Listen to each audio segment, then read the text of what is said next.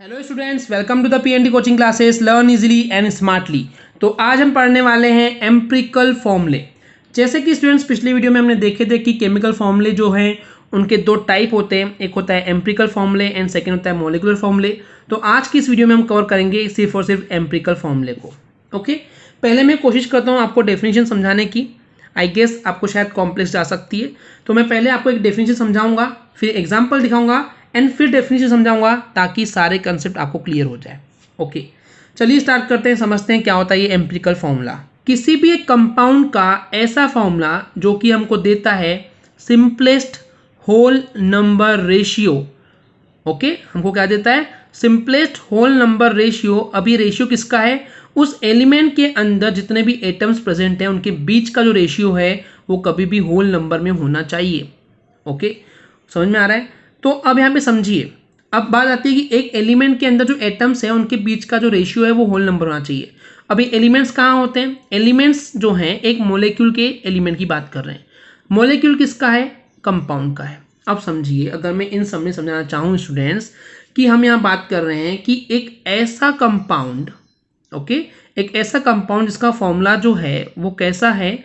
Simplest whole number ratio में है। किसके होल नंबर रेशियो में? एक कंपाउंड के मोलेक्यूल के अंदर जो एलिमेंट प्रेजेंट होते हैं एंड उस एलिमेंट के अंदर जो एटम्स प्रेजेंट होते हैं उन एटम्स के बीच का जो रेशियो है वो होल नंबर में होना चाहिए। ये इन जनरल डेफिनेशन मैंने आपको बता दिया, पर इसको ज़्यादा अच्छे से समझ सकते हैं स्टूडेंट्स अगर हम एग्जाम्पल के पॉइंट ऑफ व्यू से बात करेंगे तो। ओके, जैसे मैं अगर एक फॉर्मूला लेता हूँ, सपोज मैं ले रहा हूँ ग्लूकोज, दैट इज C6H12O6, ये आपको पता है। अगर मैं यहाँ पे देखूँ कार्बन, हाइड्रोजन एंड ऑक्सीजन, तीन एटम प्रेजेंट हैं, इन तीनों ही एटम का जो रेशियो है वो कितना है? वो है 6:12:6। यही है ना? क्या है? 6:12:6। अगर मैं इसको सिंपल फॉर्म में कन्वर्ट करूं, मैं हर जगह पे 6 से डिवाइड कर दूं तो हो जाएगा ये 6 × 1 = 6, यानी कि 1:2:1। इससे और ज़्यादा सिंपल हो सकता है क्या स्टूडेंट्स? नहीं। बट जब आप कभी इसको सिंपल रेशियो में कन्वर्ट करेंगे तो आपको दिमाग में एक चीज़ याद रखना है कि यहाँ पे होल नंबर ही होना चाहिए। होल नंबर क्या होते हैं? 1 2 3 4 5 से लेकर इन्फाइनाइट तक, पॉइंट्स में नहीं चलेगा। ऑलवेज रिमेंबर, आपको यहाँ पे होल नंबर ही मिलना चाहिए।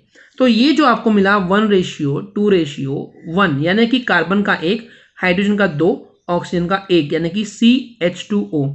ये जो हमको फॉर्मूला मिला है इसको हम बोलते हैं एम्पिरिकल फॉर्मूला। तो ग्लूकोज का एम्पिरिकल फॉर्मूला हो गया CH2O। कैसे आया? कि जो ग्लूकोज का C6H12O6 था उसका हमने क्या पकड़े, जितने भी एटम थे जिस भी रेशियो में थे उसको सिंपल रेशियो में कन्वर्ट कर दिए। लेकिन जब सिंपल रेशियो में कन्वर्ट करते हैं तो वो होल नंबर में होने चाहिए। उससे जो हमारे पास एक नया फॉर्मूला मिलता है उसको हम बोलते हैं what? Empirical formula. Okay students, clear हो गया? एक और चीज, अब मैं जो एग्जांपल समझाया उसके बेस पे वापस से बताऊंगा डेफिनेशन ताकि आपको और ज्यादा क्लियर हो जाए। देखिए, कोई भी एक फॉर्मूला जो है एक कंपाउंड का वो हमको देता है simplest whole number ratio atoms का। ओके, उसी को बोलते हैं empirical formula. I am not going to repeat again telling you कि एटम जो होता है वो एलिमेंट्स के एटम, एलिमेंट के अंदर एटम होते हैं, फिर एलिमेंट कहाँ होते हैं? मॉलिक्यूल्स के अंदर बहुत सारे एलिमेंट्स होते हैं, फिर कंपाउंड के अंदर बहुत सारे मॉलिक्यूल्स होते हैं। ये आपको समझ में आ गया? I know that. बस आपको इतना याद रखना है कि एम्पिरिकल फॉर्मूला क्या होता है। किसी भी कंपाउंड का एम्पिरिकल फॉर्मूला हमको देता है simplest whole number ratio. And इस पे न्यूमेरिकल क्वेश्चन आपको देखने मिलते हैं कि आपको एम्पिरिकल फॉर्मूला फाइंड करने बोलता है। ओके, बहुत टफ लगता है बच्चों को, पर आई गारंटी कि आज की इस वीडियो के बाद आपको एम्पिरिकल फॉर्मूला निकालना कभी भी टफ नहीं जाएगा। ओके स्टूडेंट्स, तो अब यहाँ पे अगर हमको एम्पिरिकल फॉर्मूला निकालना है तो इसकी 4 स्टेप है, पर मैं ये स्टेप आपको एग्जाम्पल के बाद दिखाऊंगा ताकि आपको समझ में आए। ओके, तो इसकी 4 स्टेप के थ्रू हम किसी भी कंपाउंड का एम्पिरिकल फॉर्मूला डिटरमाइन कर सकते हैं। वो 4 स्टेप क्या है मैं आपको एग्जांपल समझाने के बाद दिखाने वाला हूं। तो चलिए देखते हैं एग्जांपल। सो बेसिकली स्टूडेंट्स, हम यहां देख रहे हैं एग्जांपल में, दैट इज 1.28 एग्जांपल, जहां हमको बोला गया है कि एक कंपाउंड का आपको परसेंटेज कंपोजिशन दिया हुआ है। सोडियम दिया हुआ है 43.4%, कार्बन दिया हुआ है 11.3% एंड ऑक्सीजन दिया हुआ है 45.3%।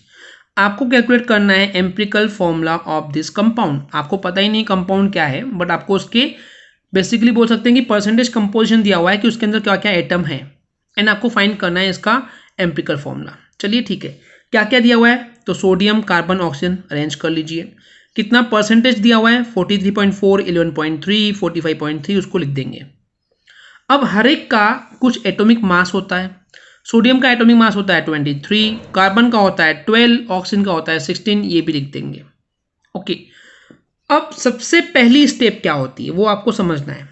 जो आपका परसेंटेज है उसको डिवाइड करेंगे उसके एटॉमिक मास से, यानी कि 43.4 divide by 23, 11.3 divide by 12, 45.3 divide by 16, यानी कि पहली स्टेप क्या हो गई स्टूडेंट्स, आपको यहीं पे समझ में आ जाएगी चारों स्टेप। पहली स्टेप है कि अब जितना भी परसेंटेज कंपोजिशन दिया हुआ है उसको डिवाइड करेंगे उसके एटॉमिक मास से। अब क्वेश्चन आता है कि क्या सर हमको हमेशा कंपोजिट जो है जो परसेंटेज कंपोजिशन है वो दिया रहेगा क्या? यस, एम्पिरिकल फॉर्मूला बिना परसेंटेज कंपोजिशन के आप निकाल ही नहीं सकते ना, क्वेश्चन कभी ऐसे आते हैं। ओके, अगर आएंगे तो उसके लिए मैं आपको एक एक्सेप्शन केस भी दिखाने वाला हूं। ओके, पर फिलहाल इन जनरल जो है आपको हमेशा परसेंटेज में आएंगे। ओके स्टूडेंट्स, चलिए अब देखते हैं। अब हमने यहाँ पे जैसे डिवाइड किए 43.4 डिवाइड बाय 23 किए तो यहाँ पे हमको क्या मिल रहा है, रिलेटिव नंबर ऑफ एटम्स मिल रहा है। ओके, डिवाइड करने पे आपको वैल्यूज मिलेगी, तो एक वैल्यू मिल रही है 1.88, दूसरी मिल रही है 0.94, तीसरी मिल रही है 2.83। अब यहाँ पे जो आपको वैल्यूज मिली है students relative number of atoms के अंदर, यहाँ पे आपको फाइंड करना है सबसे छोटी वैल्यू कौन सी है। आप देखिए सबसे छोटी वैल्यू कौन सी है, सबसे छोटी वैल्यू मेरे को दिख रही है 0.94। तो सेकेंड स्टेप में क्या करने वाले हैं, इन तीनों ही वैल्यू को 0.94 से डिवाइड कर देंगे। 1.88 को भी डिवाइड करेंगे 0.94 से, 0.94 को भी डिवाइड करेंगे 0.94 से, 2.83 को भी डिवाइड करेंगे 0.94 से। डिवाइड करने पे आपको आंसर होल नंबर मिलने वाले हैं 213। अगर यहाँ पे 1.99, 1.8, 1.9 ऐसा कुछ मिल रहा है तो उसको राउंड फिगर करके 213 कर देंगे। ओके स्टूडेंट्स, तो यहाँ पे आपको जो ये 213 मिला है यही तो सिंपलेस्ट रेशियो है, एंड इसके बेस पे हम लोग यहाँ पे सिंपली एम्पिरिकल फॉर्मूला बना सकते हैं किसी भी कंपाउंड का, जैसे कि Na सोडियम जो है हमको 2 चाहिए तो Na2, कार्बन 1 चाहिए तो C, ऑक्सीजन 3 चाहिए तो O3, यानी कि सोडियम कार्बोनेट इसका नाम है। समझ में आ गया स्टूडेंट्स किस तरीके से हम लोग किसी भी कंपाउंड का बेसिकली एम्पिरिकल फॉर्मूला निकाल सकते हैं। ओके, अब एक एग्जांपल और दिखा रहा हूं जहां पे बेसिकली परसेंटेज में नहीं दिया हुआ है, तो हम किस तरीके से उसको परसेंटेज में कन्वर्ट कर सकते हैं ये आपको दिखाता हूं।